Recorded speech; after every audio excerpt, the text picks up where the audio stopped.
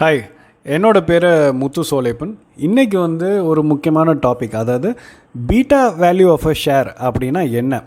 இந்த ஷேரோட beta value அப்படிலாம் நிறையா கேள்விப்பட்டிருப்பீங்க. கேள்விப்படலைன்னா அதை நீங்கள் பற்றி தெரிஞ்சுக்கணும். ரொம்ப இம்பார்ட்டண்டான ஒரு விஷயம்.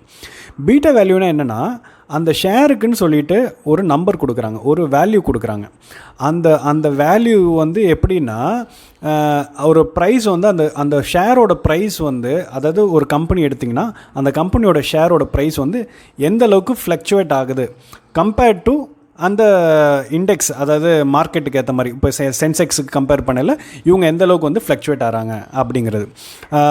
இன்னும் ஈஸியாக சொல்லணுன்னா, ஒரு பீட்டா வேல்யூ ஒரு ஷேருக்கு 1ன்னு கொடுத்துருக்காங்க அப்படின்னா அது என்ன குறிக்குது அப்படின்னா, இப்போ அந்த இண்டெக்ஸ் பார்த்திங்கன்னா சென்செக்ஸ் ஒரு 5% ஏறுது அப்படின்னா இந்த ஷேரோட ப்ரைஸும் பார்த்திங்கன்னா 5% ஏறி இருக்கும்.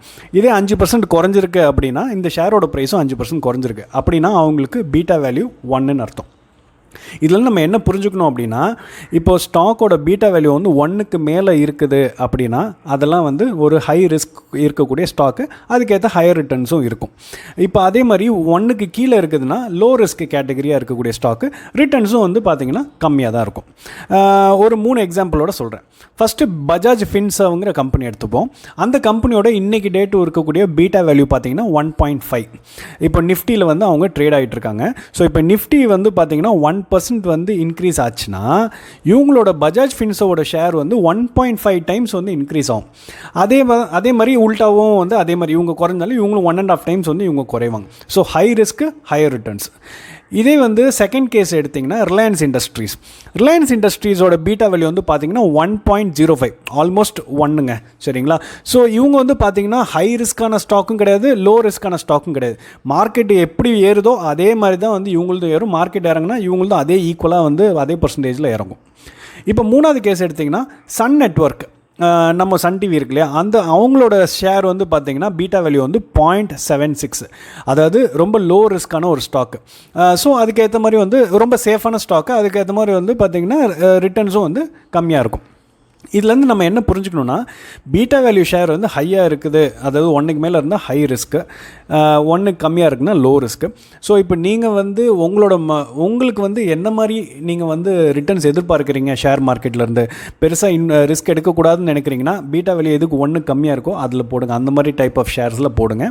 அதே மாதிரி ரொம்ப ரிஸ்க் எடுக்கலாம், நல்லா ஏர்ன் பண்ணணும், இல்லை அதே மாதிரி ரிஸ்க் எடுக்கிறதுக்கும் துணிஞ்சிருக்கீங்க அப்படின்னா 1க்கு மேலே இருக்கிற ஸ்டாக்கில் போடுங்க.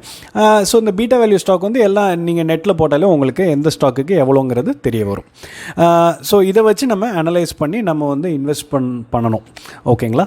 So hope you like my video. பிடிச்சிருந்தால் லைக் பண்ணுங்கள், ஷேர் பண்ணுங்கள், சப்ஸ்கிரைப் பண்ணுங்கள். நன்றி, வணக்கம். ஹாய், என்னோட பேர் முத்து சோலைப்பன். இன்றைக்கி ஒரு இன்ட்ரெஸ்டிங்கான டாபிக் பற்றி பார்க்க போகிறோம். Appar circuit, lower circuit share மார்க்கெட்டில் அப்படின்னா என்னங்கிறத பற்றி பார்க்க போகிறோம். ஸோ நீங்கள் நம்ம கேள்விப்பட்டிருப்போம், இன்றைக்கி ஷேர் மார்க்கெட் ஹால்ட் பண்ணிட்டாங்க, ட்ரேடிங் கொஞ்ச நேரம் நிப்பாட்டி வச்சுருந்தாங்க, டோட்டலாகவே இன்றைக்கி க்ளோஸ் பண்ணிட்டாங்க, இன்றைக்கி ரெஸ்ட் விட்டாங்க. அந்த மாதிரிலாம் நீங்கள் நிறைய நியூஸ் சேனல்ஸில் கேள்விப்பட்டிருப்பீங்க. இது எதனால் நடக்குது அப்படிங்கிறது தான் இதுக்கு உண்டான மீனிங். ஸோ இப்போ பார்த்திங்கன்னா சென்செக்ஸோ நிஃப்டியோ இருக்கட்டும், like any other index world wide இருக்கக்கூடியது பார்த்திங்கன்னா அவங்க ஒரு குறிப்பிட்ட பேண்ட் வித்துக்குள்ளே தான் அந்த ஷேர் ப்ரைஸை ட்ரேடிங் பண்ணணும் அப்படின்னு சொல்லிட்டு வச்சுருப்பாங்க ஒரு நார்மல் ட்ரேடிங் டேயில். அப்படின்னா என்ன சொல்கிறேன்னா, ஒரு ஸ்டாக் இருக்குது, அந்த ஸ்டாக் பார்த்திங்கன்னா ஹையஸ்ட் ப்ரைஸ் இவ்வளோ தான் போக முடியும் அப்படின்னு சொல்கிறாங்கள, ஃபிக்ஸ் பண்ணுவாங்க. அதுதான் அப்பர் சர்க்கியூட். லோவஸ்ட் ப்ரைஸ் இன்றைக்கி இந்த ஸ்டாக் இவ்வளோ தான் ட்ரேட் பண்ண முடியும்னு சொல்லுவாங்க. அது லோவர் சர்க்கியூட். ஸோ ஒரு எக்ஸாம்பிளோட சொல்கிறேன், உங்களுக்கு புரியும். ஃபார் எக்ஸாம்பிள், ஒரு பர்டிகுலர் ஷேர் பார்த்திங்கன்னா ஒரு கம்பெனியோட ஷேர் 75 ருபீஸுக்கு இன்றைக்கி காலையில் ட்ரேடிங்க்கு ஸ்டார்ட் ஆக போகுது அப்படின்னா அந்த ப்ரைஸ் பேண்ட் வித் படி இவங்க ஒரு எக்ஸாம்பிளுக்கு சொல்கிறேன் உங்களுக்கு புரியுற மாதிரி, ஸோ இவங்க ஒரு அப்பர் சர்க்கியூட் பார்த்திங்கன்னா அந்த கம்பெனி 19 ஃபிக்ஸ் பண்ணியிருப்பாங்க. கம்பெனியில் அந்த இண்டெக்ஸ் சென்செக்ஸோ நிஃப்டி அவங்க 19 ஃபிக்ஸ் பண்ணியிருக்காங்க. லோவர் சர்க்கியூட் 16 ஃபிக்ஸ் பண்ணியிருக்காங்க. ஸோ இன்றைக்கி ஃபுல் டே ட்ரேடிங் ஆகையில் அந்த 75 ரூபாயிலேருந்து 90க்கு மேலே கிராஸ் ஆகிடுச்சு ப்ரைஸ் அப்படின்னா கொஞ்சம் நேரம் நிப்பாட்டி வச்சுருப்பாங்க அந்த ஸ்டாக் ட்ரேடிங் பண்ணுறதுன்னு. கொஞ்சம் கூல் டவுன் ஆகணும்னு சொல்லிட்டு.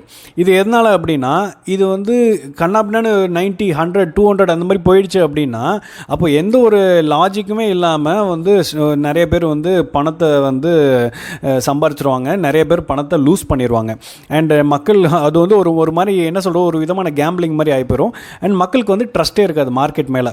ஏன்னா கண்ணாப்பின்னான்னு வந்து ஃப்ளக்சுவேட் ஆகிட்டு இருக்கு, பயங்கர ஹை ரிஸ்க்காக இருக்குது, பணத்தை வந்து மொத்த பணத்தையுமே வந்து நம்ம லூஸ் பண்ணக்கூடிய ஒரு நிலைமை வந்துருங்கிறதுனால அவங்க வந்து ஒரு கண்ட்ரோல் வச்சுக்கிறதுக்காக இப்படி வச்சுருக்காங்க.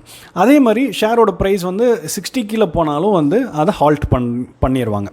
ஸோ இது வந்து இந்த கூலிங் பீரியடுக்கு அப்புறமும் வந்து பார்த்திங்கன்னா திரும்ப வந்து அந்த 90யோ இல்லை அந்த 60யோ தொட்டுக்கிட்டே இருக்குன்னு வச்சுக்கோங்களேன். ஒரு 2-3 வாட்டி பார்ப்பாங்க, ஹால்ட் பண்ணி பார்ப்பாங்க. தொடர்ந்து இதே மாதிரி ஆகிட்டு இருக்குன்னா மொத்த மார்க்கெட் வந்து ஐ மீன் என்டையர் டே வந்து ஹால்ட் பண்ணிடுவாங்க மார்க்கெட்டை. ஸோ இதுதான் வந்து ரீசன் அண்ட் ஒய் இந்த அப்பர் சர்க்கியூட்டுக்கு லோவர் சர்க்கியூட்டுக்கு லிமிட் செட் பண்ணுறாங்க மார்க்கெட்டில் அப்படின்னு சொல்லிட்டு. ஸோ இதுலேருந்து நம்ம என்ன இன்ஃபர் பண்ணிக்கணும் அப்படின்னா, ஒரு ஷேரோட ப்ரைஸ் வந்து ஒரு குறிப்பிட்ட லிமிட்டுக்கு மேலே இன்க்ரீஸும் ஆகாது, ஒரு குறிப்பிட்ட லிமிட்டுக்கு கீழே வந்து ட்ராப்பும் ஆகாது ஒரு பர்டிகுலர் டேயில். ஸோ ஒரு மார்க்கெட்டில் ஒரு கண்ட்ரோல் வச்சுக்கிறதுக்கு தான் இந்த அப்பர் சர்க்கியூட் லோவர் சர்க்கியூட் வந்து நம்ம இந்த சென்செக்ஸ் நிஃப்டி மாதிரி இண்டெக்ஸ் வந்து ஃபிக்ஸ் பண்ணியிருக்காங்க. ஓகேங்களா? Hope you like my video. பிடிச்சிருந்தால் லைக் பண்ணுங்கள், ஷேர் பண்ணுங்கள், சப்ஸ்கிரைப் பண்ணுங்கள்.